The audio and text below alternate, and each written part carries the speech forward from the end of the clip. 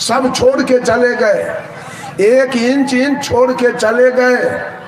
सब कुछ छूटने वाला है माता बहनों, भाई बंधु, सब कुछ छूटने वाला है। तो फिर भक्ति क्यों छोड़ रहे हैं? ये तो आपका साथी है, ज्ञान तो आपका साथी है। जब राजा विक्रमादित्य चौथे पन में आए तो बेचारे एक दिन चिंतन कर रहे थे, अब तो हमारी बुढ़ारी आ गई, 90-95 का उम्र हुआ, अब तो ये राज छूटेगा, हाथी घोड़ा छूटेंगे, गाय भैंसी छूटेंगे, पत्नी छूटेगी, बेटा छूटेगा, बेटी छूटेगी, सब छूट जाएगा। लेकिन जो साथ जाने वाला वस्तु है वो तो मैं आज तक उसके तरफ देखा भी नहीं। साथी कौन है? ज्ञान और भक्ति। अहंकार था राजा विक्रमादित्य के अंदर, कहा पैसे हैं तो ज्ञान खरीद लेंगे, कोई हर्ज नहीं है। पूरे राज में डिगडिगिया पिटवा दिया। मेरे राज के अंदर जितने विद्वान पंडित लोग हैं वो आवे, मुझको ज्ञान सिखावे, मैं उनको परमार्थ भी दूंगा और चलने के समय नित दिन विदाई दिया करूंगा। सारे राज के विद्वान पंडित लोग आ गए, कोई रामायण महाभारत गीता सुख सागर वेद पुराण स्मृति उपनिषद, कोई रामचरितमानस, कुछ सब लोग पढ़ना शुरू किया। तो आप कोई ग्रंथ पढ़ेंगे इससे किसी को ज्ञान नहीं होगा। राजा को ज्ञान नहीं हुआ और आधा राज परमार्थ देने में और विदाई देने में इनका खत्म हो गया। राजा मंत्री से मशविरा किया, कहा कि देखो ये सारे ठग हैं, सारा धन ठग लिया और हमको ज्ञान नहीं हुआ, कल सबको फांसी पर लटका दो। अब तो ऑर्डर हो गया, कल सारे विद्वानों को फांसी पर लटकाया जाएगा। सारे विद्वान अपने अपने घर जाकर और खटिया बिछौना पकड़ लिए। इसमें अष्टावक्र के पिता कहोर भी आते थे। कहोर जी जब 10 बजे तक बिछावन पर पड़े रहे तो अष्टावक्र ने पूछा, पिताजी आज क्या बात है? आज डोल डाल नहीं गए, मुँह हाथ नहीं धोए, स्नान नहीं किए, राज दरबार नहीं जाएंगे क्या? कहा बेटा वहाँ से विदाई लाया तो तुम लोग भी खाया और आज हमको फांसी पर लटकना है। कहा क्यों? तो राजा को ज्ञान नहीं हुआ। कहा पिताजी आप चलिए, अब मैं पीछे से आ रहा हूँ, राजा को 5 मिनट के अंदर मैं ज्ञान सिखा दूंगा। कहा तुम सिखा दोगे? कहा बिल्कुल। तुरंत गए डोल डाल, राजा कहोर आए, मुँह हाथ धोए, स्नान किए, जलपान किए, दरबार पहुंच गए। मंत्री कहा सिपाही से इनको लटका दो फांसी पर। कहा रुक जाइए 5 मिनट, मेरा बेटा अष्टावक्र आ रहा है, आपको ज्ञान सिखा देगा। कहा अरे तुमसे नहीं हुआ तो तुम्हारा बेटा ज्ञान सिखाएगा। कहा क्या लगता है 5 मिनट में? नहीं सिखाएगा तो हमको फांसी पर लटका दीजिएगा। आ गए 5 मिनट में अष्टावक्र जी। एक सिपाही से पूछा है कहाँ है राजा विक्रमादित्य? कहा जवान संभाल के बोलो। रेखार शब्द बोलते हो?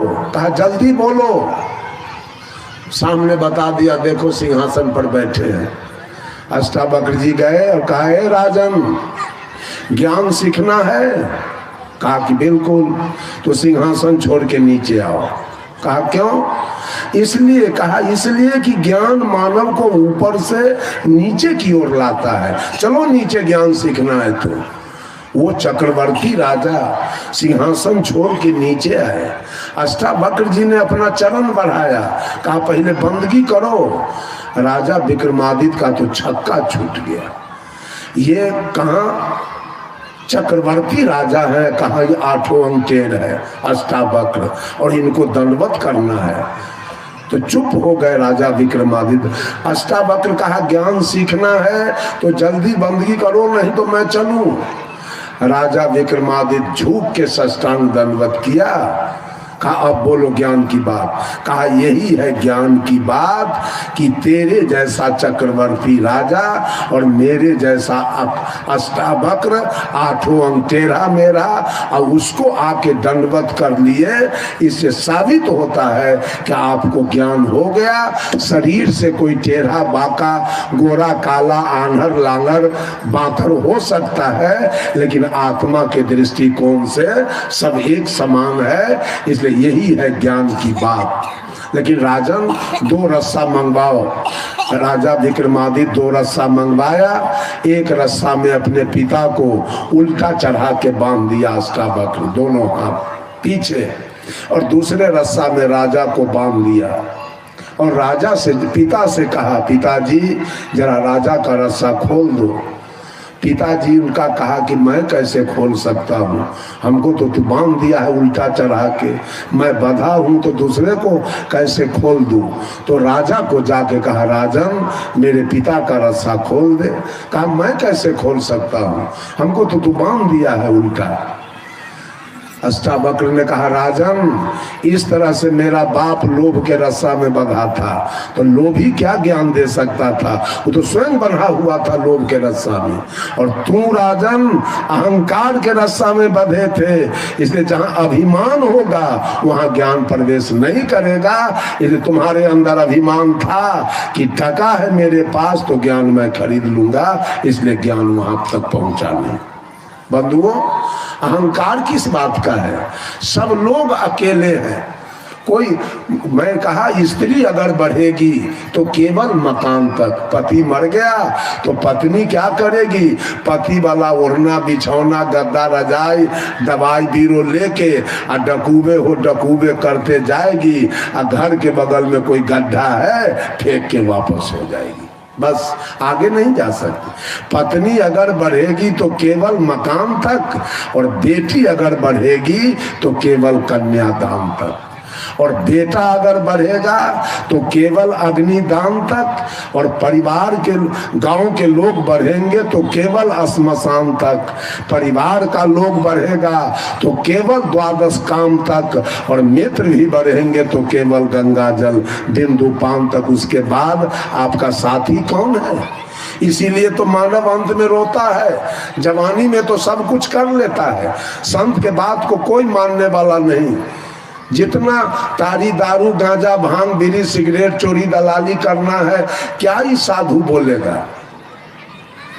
उस समय अहंकार में सारा गलत काम करते हैं, और जब बुढ़ारी आती है मरने का समय, तब आंख से अपने किए गए कर्मों पर जब ही जीव को पश्चाताप होता है, साहब कबीर कहते हैं, जब ही सावत आनी पहुँचे पीठ साठी भल टूटी हो, और ठाढ़े लोग कुटुंब सब देखे कहे काहू के न छुटी हो।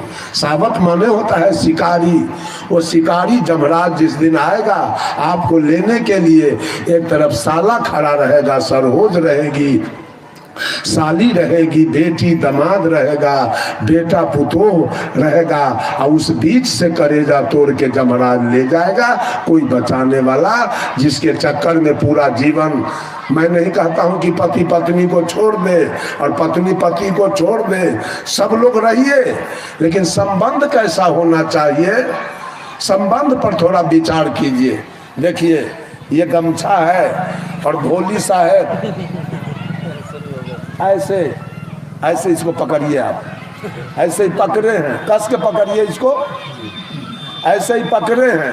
अब मैं खींच रहा हूं ऐसे, तो गमछा के साथ भोली साहब खिंचा रहे हैं, और गमछा को ऐसे रखिए, छोड़ दीजिए आप, ऐसे रखिए, पकड़िएगा नहीं। अब मैं खींच रहा हूं, ऐसे खींच लिया, भोली साहब खिंचा गए। तो अगर पकड़ के रखते हैं मोह ममता में, तो जमराज पूरा खींच लेगा आपको सही, सब कुछ के सहित। अगर धन रखते हैं और थोड़ा ढीला करके रखना है, सब कुछ रखना है, पत्नी भी है तो है, बेटा बेटी भी है, जमीन मकान भी है, लेकिन थोड़ा ढीला कीजिए, जमराज खींचेगा, बस ही खींचा जाएगा, आप नहीं खींचाएंगे उसके साथ। मैंने कहा प्रत्यक्ष ज्ञान, प्रत्यक्ष में सब कुछ है और सब कुछ छूट जाएगा। पंडित जवाहरलाल नेहरू के लिए सूरज कहाँ गया, चंद्रमा कहाँ गया, तारा कहाँ गया, धरती कहाँ गई, भगवान रामे के लिए कहाँ गया, सब कुछ है। कुछ कृष्ण के लिए, ब्रह्मे विष्णु महेश के लिए कुछ है, बुद्ध महावीर के लिए कुछ बचा यहाँ, सब कुछ समाप्त हो चुका है, कुछ रहेगा नहीं और छोड़ना भी नहीं है। रखिए, रखना है रखिए, लेकिन वही थोड़ा ढीला कीजिए, ढिलाई बरतिए, इसे अपना कल्याण का मार्ग प्रशस्त कीजिए। अध्यात्म में इसको खर्चा कीजिए, संत महात्मा को बुलाने में खर्चा कीजिए, गांव का सुधार करने में खर्चा कीजिए, अपना बढ़िया से खाने पीने में खर्च कीजिए, कपड़ा लत्ता बढ़िया पहनिए, घर द्वार बनाइए, बेटा बेटी को पढ़ा दीजिए, इस सब में खर्च कीजिए। लेकिन इसको अगर पकड़ के रहिएगा तो सबका छूट गया है, किसी का साथ में गया नहीं। ये प्रत्यक्ष है, प्रत्यक्ष आपका साथी नहीं बनेगा एक दिन, लेकिन इससे काम लेना है। ये साधन है, साधन काम लेने की चीज है। मोटरसाइकिल साधन है, तो उसको रख क्या अगरबत्ती बारिएगा, उसको मिठाई चढ़ाइएगा, उससे कुछ होने वाला नहीं। चढ़िए, मोटरसाइकिल से काम लीजिए, 4 चक्का खरीदे हैं उससे काम लीजिए, घोड़ा रखे हैं उससे काम लीजिए, हाथी रखे हैं उससे काम लीजिए। उसी तरह से ये साधन जो आप रखे हैं, गाय भैंस जमीन मकान, ये सारे साधन हैं, इससे आप काम लीजिए, अपना कल्याण कीजिए इस साधन से। और साधन को केवल जमा करते करते कंजूस बन के मर जाइएगा तो टका भी पड़ा रहा और सब कुछ पड़ा रहेगा, आप चल दीजिएगा, क्या फायदा मिला साधन से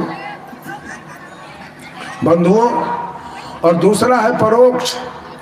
प्रत्यक्ष के बारे में आपने जाना, रखिए, उपजाइए, लेकिन अध्यात्म में खर्च कीजिए, संत महात्मा में इसको खर्च कीजिए, गांव में सत्संग करा करके मानव का कल्याण का मार्ग प्रशस्त कीजिए।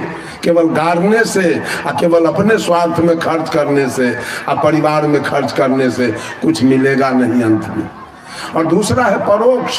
परोक्ष का अर्थ होता है जिसको हम अपने नजर से नहीं देख रहे हैं, उसके लिए हम पूरा दुनिया उसके लिए विकल। लड़ाई चल रही है, अयोध्या में हो गई लड़ाई, भागलपुर में हो गया दंगा, और गुजरात के बड़ोदरा में हो गया दंगा। किसके लिए? तो परोक्ष के लिए।